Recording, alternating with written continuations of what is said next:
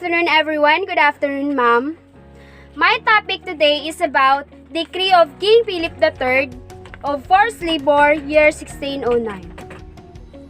Spanish imposition were often abused by the Spanish colonizers. Under the Pulo y Servicios, natives were supposed to serve for 60 days in a year, and they should not be taken out of their province of their residence, however, was not followed. So, ang mga Spanish colonizers daw atong mga panahon is ilang abusaran ang ilahang power, which is under ani Pulo y Servicios nga patakaran, or which means sa pilitang pagawa nga ang mga natives daw or mga natives Indians dili na kailangan pa nga mo adto sa laing lugar ug magtrabaho ra sila for 6 days, which is ang kanang command or kanang patakaran is wala nila natuman. Then, often pulistas or forced laborers were sent as rowers in Spanish expeditions, forced to cut timber for shipbuilding and to do heavy public works. The Chinese and Japanese laborers, on the other hand, received decent pay. Even as pulistas, they were supposed to receive allowances. So, ang mga forced laborers daw o mga pulistas o mga native Indians is gipadala daw sila as rowers sa mga Spanish. Rowers means kaning magsasagwan or kaning magbugsay sa ilahang barko para sa paglaban. Tapos, ginapugos sila nga magkat og mga dagkong mga kahoy para himuon og kaning barko sa ilahang paglalakbay or kaning barko nga ginagamit nila sa pakikipagdigma. Then, ginapugos pud sila nga magtrabaho og mga bugat ng mga trabahoon. Din ang mga Chinese o Japanese rapod nga mga laborers ang ginabayaran og sakto, which is dapat ang tanan nga mga natives laborers is dapat sila tanan is makadawat og saktong sahod kay nagtrabaho man sila parihas. Abuses in the police system prompted the king to issue a decree on May 26, 1609, ordering that unless urgently necessary, no native must be forced to work away from his own district. The hours of labor should not be too long and burden of work not too heavy, considering the health of laborers. If the natives were to serve as rowers, the vessels must be well built with proper shelter against rains and storms. Any ill treatment against natives shall be punished severely, especially if the offender is the royal officials, and friars who maltreat the native laborers shall be likewise punished. So tungod sa pag-abuso sa mga Spanish colonizers aning pulista system, which is sa pilitang paggawa nga sistema, si King Philip III is nakapagpasya or nakahimo siya og desisyon para magpatupad og kibali kaning batas, which is na-issue ni siya atong May 26, 1609 nga dapat daw ang mga native laborers is dili na nila kailangan pa nga moadto sa laing lugar para magtrabaho. Then, ang ila pong oras sa trabaho is dili kayo taas, which is gina-consider sa niya ang health sa mga laborers.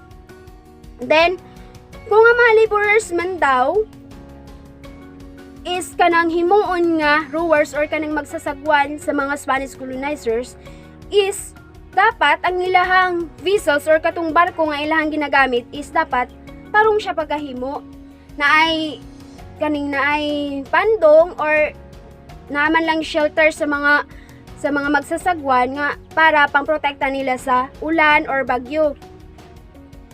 Then, if ever man nga maltratuhon sa mga praile or mga royal officials ang ilahang mga tauhan nga mga native laborers, so, kung unsa man ang ilang gibuhat sa ilahang mga tauhan is maupod ang punishment para sa ilaha. The following is the full text of the decree. We ordered that in the Philippines Islands, no Indians be distributed in repartimento. in any number for private of public means of gain, since for the cutting of wood, navigation of karakwas, and other work of this sort, in which our royal treasury is interested and for the public convenience. So, gayon diri nga, whether sa public or sa private man ka, is pantay-pantay dapat ang kaniyang pagtrato. Then, from them shall be employed those who wish to hire themselves out in order to avoid the concourse of Indians, so that they may aid in the works freely and voluntarily. That the Indians repartimento shall be lessen in number as the voluntary workers shall be introduced, whether the latter be Indians or those of other nations. So, kung kisa itong gusto sa ilahang trabaho is sila mismo mo-hire sa ilahang kaugalingon, which is dili na nila kailangan pa nga ipugos ilang kaugalingon, dili na kailangan mamugos sa mga Spanish colonizers para mabuhat nila og sakto og dili labag sa ilahang kalooban sa mga native laborers ang ilahang pagtrabaho. Then, so ato nga panahon is kay na kuan man ang kaning decree ni King Philip. So, ang mga Indians nga mga native laborers is ninggamay, which is tungod atong voluntary works nga gipa kuan ni King Philip. Then, whether the latter of the Indians or those of the, so pwede sa imuha kang nasod or pwede gikan sa laing lugar ang magtrabaho. That the governor assign the number of hours that they shall work each day, taking into consideration their lack of strength and weak physical constitutions, that they be given in full wages that they earn for their work, and they still shall be paid personally each day or at the end of the week as they may choose. So, ang mga assign nga governor is dapat kaning mag-sit sila og hours sa isa ka tao, sa isa ka native laborers, nga i-consider nila ang health sa isa ka tao. I-consider nila kung unsa man ang strength, kung asa siya maayo, or kung asa siya dili. Then, giingon po diri nga, bayaran sa sakto ang mga workers, whether inadlaw man or weekly ang ilahang pagbayad, which is sila mismo ang makuha sa ilahang sweldo. That this repartimento be made at a time that not embarrass or hinder the sowing and harvesting of land products or other occasions and periods upon which the Indians have to attain to the profit and management of their property. For our intervention is that they be not deprived and be able to attend everything. So, dili na kailangan pa mag-apil-apil sa mga Spanish colonizers sa mga native laborers, which is dili sila makahadlang sa pagtanom, sa pag-harvest ng mga land products sa mga Spanish colonizers, which is sila mismo ang mag-manage sa ilahang property. Then, granting the poor arrangement and plan of the Caraguas,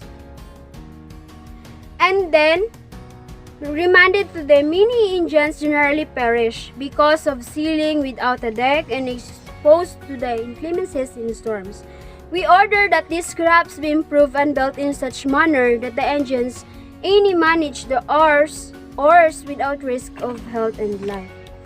So, gigrant nila ang hangyo sa mga native laborers na dapat daw ang ilahang mga karakwas, which means isa sa mga bangka or barko nga ginagamit sa mga Spanish colonizers sa ilahang paglarayag or paglalakbay, or din isa po ni siya sa ginagamit sa pakikipagdigma, which is dapat daw nga ang ilahang mga karakwas is tarong pagkabuhat kay tungod atong sa unang panahon nga dili pa kayo siya, wala pay mga pandong, wala pay mga kanang sagang-sagang, is daghanay nga wala or nga matay nga mga native laborers tungod kay maulanan, mainitan sila, mabagyuhan, maapektuhan ang ilahang health.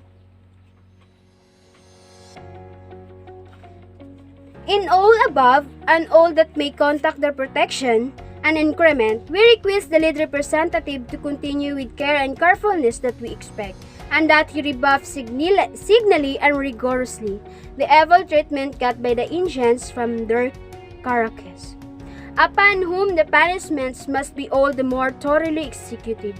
We solicitation and charge both the mainstream palates and the provincials of the request to practice seminar consideration in the discipline of offenses of this nature, committed by the pastor of guidance and other religious people. Also, we request that any mission of the lead representatives, judges, and authorities endowed in entire or in a section with the recognition and satisfaction of this law be made a matter of this residential.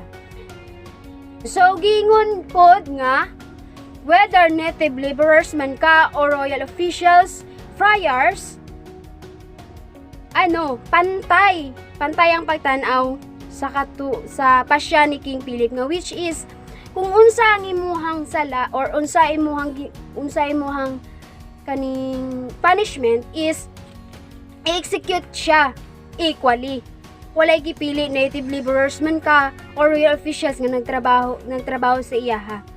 So, sa iyaha is pantay-pantay tanan. So, that would be all. Thank you for listening and God bless us all.